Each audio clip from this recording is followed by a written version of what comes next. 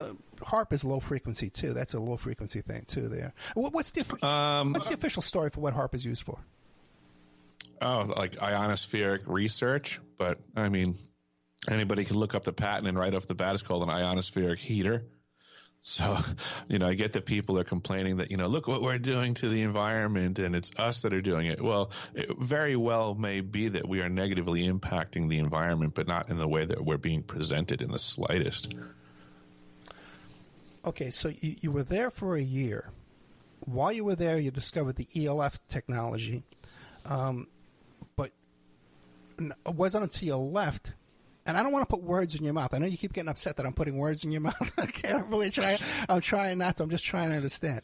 Then, I got you. Okay, then you leave about a year. What caused you to leave? Your contract was up. You just want to get the hell out of there? I would. Yep, and the contract. Contract completion, mission accomplished. What'd you go to do for a living when you left there?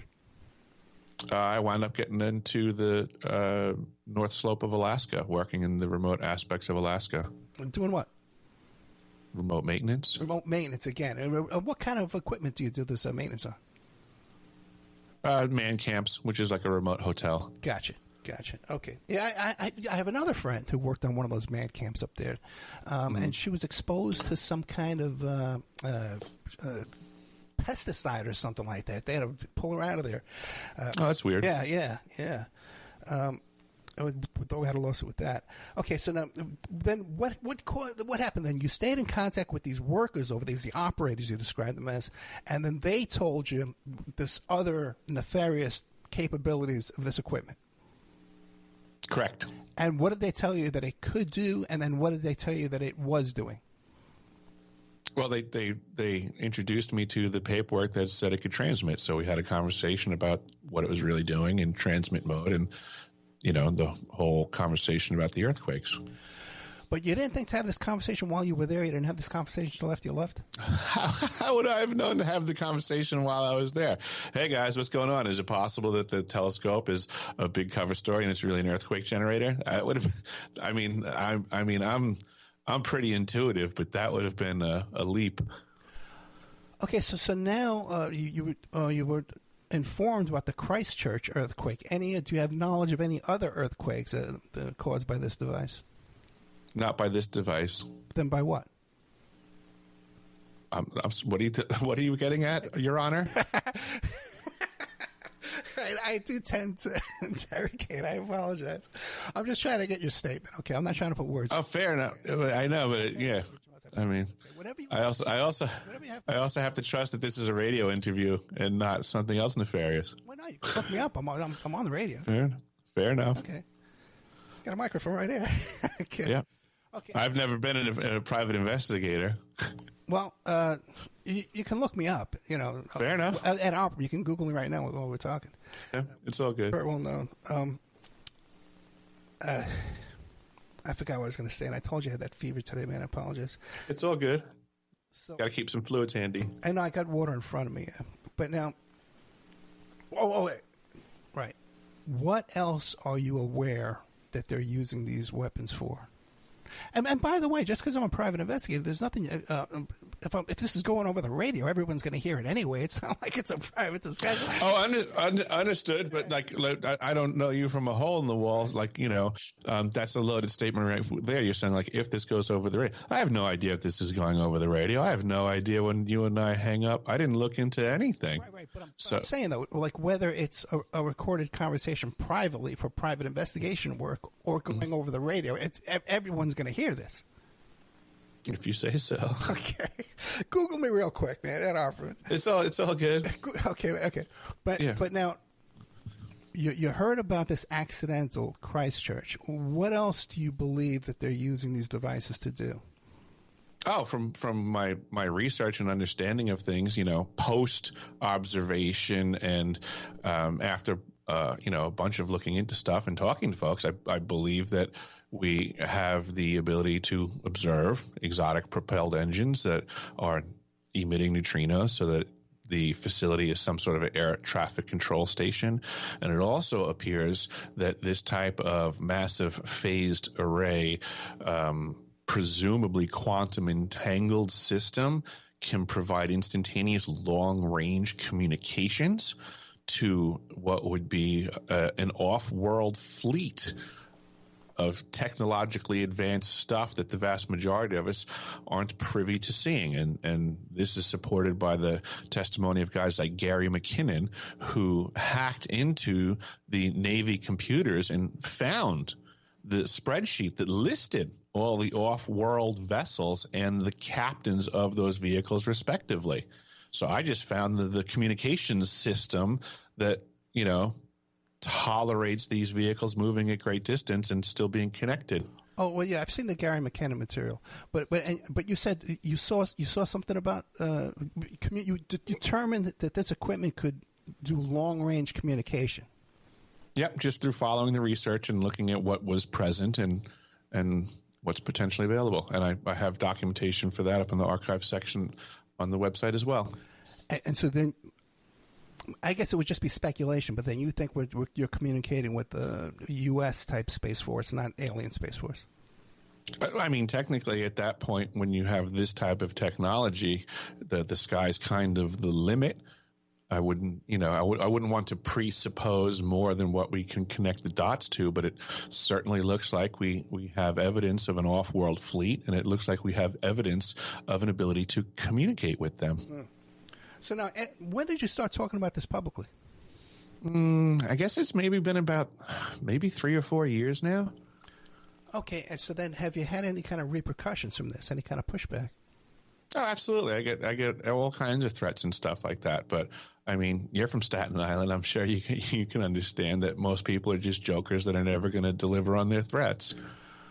Okay, so you get verbal death threats, not hacking, any kind of things like that, or all the above. Yeah.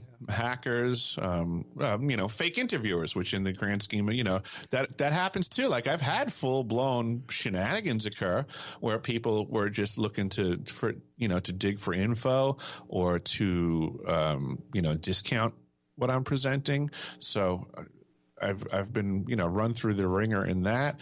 I'm familiar with agencies when they come just tap you on the street. It's actually really fun at this point when that happens.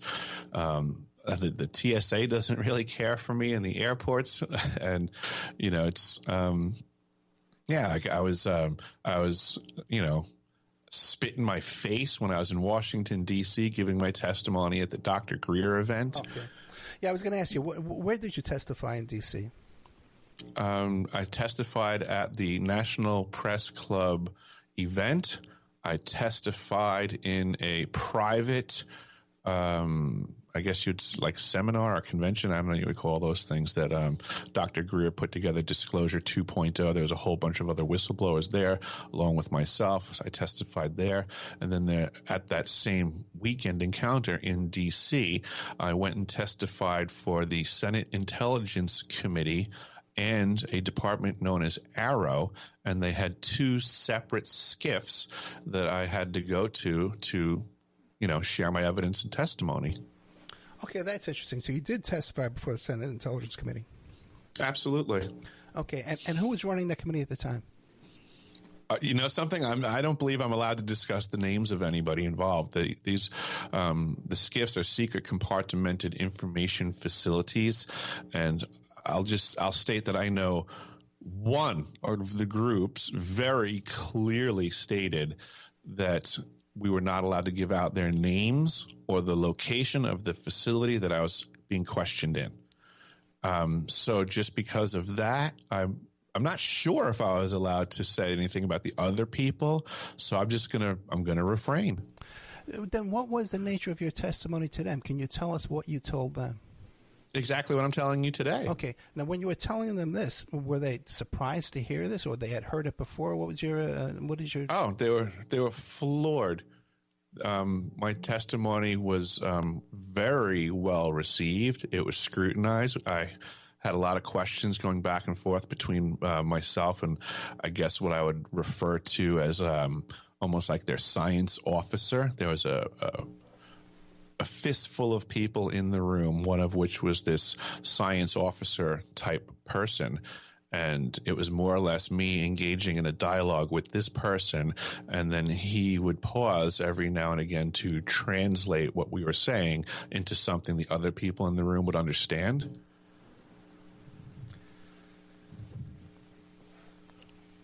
And it went very well. They were very appreciative for what I shared. They ultimately understood what I was getting at. They told me it was very important that I had shared this with them, that my information was going into the National Archives and was going to be rapidly expedited up to Congress, because it seems that the problem we, the people of the United States, at the very least, are suffering under is that some of these agencies have gone so secret that they've just gone completely rogue. They're no longer operating with congressional oversight, and that's a problem for us. Okay, but civilians at Raytheon would be aware of this project. Not necessarily. I mean, certainly possible. Well, someone at Raytheon would know about this, right? Because they're building it. Of course, if you're gonna be that vague, for sure, somebody would have to know. Okay, so Raytheon knows about this. Mm-hmm. Now, this program over there in Antarctica, in South Pole, is that a civilian installation? Is it a for-profit installation? Is it a government installation? What is it? I would say it's operating under the International Geophysical Year, which is a very peculiar arrangement. That it's called the Amundsen Scott International South Pole Station. So there's a reference to it being more than a U.S. interest. So a lot of this stuff, these are great questions, but the deciphering all of this stuff, the devil's in the details, and this is what people need to start considering and understanding, is that things are a lot more complex around us, and it's not to our benefit. The Amundsen Scott installation, is that a civilian installation, or is it a for-profit, or is it a science? It's not for profit. It's because Raytheon's it's a science. I guess we would say it's a science facility that's owned by the United States, but operated by different third-party contractors. At the time I was there, it was Raytheon Polar Services, and now I believe it's Lockheed. Okay, and the people you didn't have a security clearance. Did the people work? Nobody had a security clearance. There was none required. No one had a security clearance, with none required, but then the Senate Intelligence Committee is not aware of what's going on there? How would they know? When were they there? I don't know. That's what this is. Well, this is the reality of life.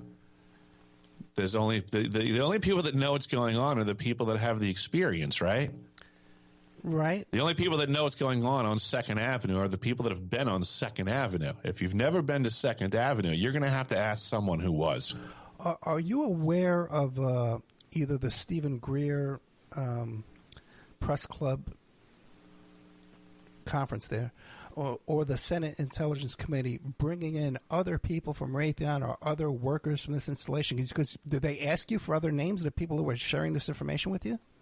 I brought in another whistleblower with me to corroborate things that I was getting at. Okay, great. And so then they spoke to you and another fellow.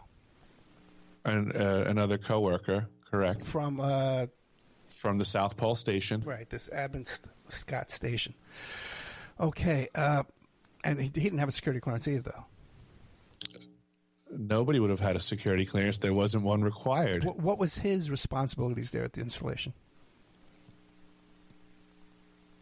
What was his job there, description?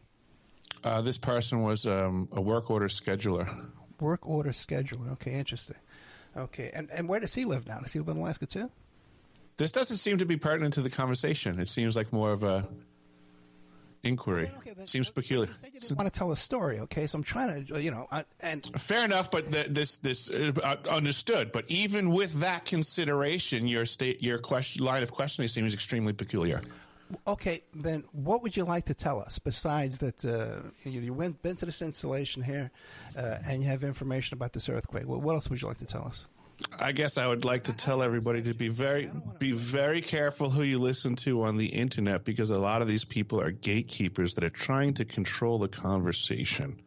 That the vast majority of them are just speculating about stuff that they can't prove. They try to talk the talk when they've never walked the walk.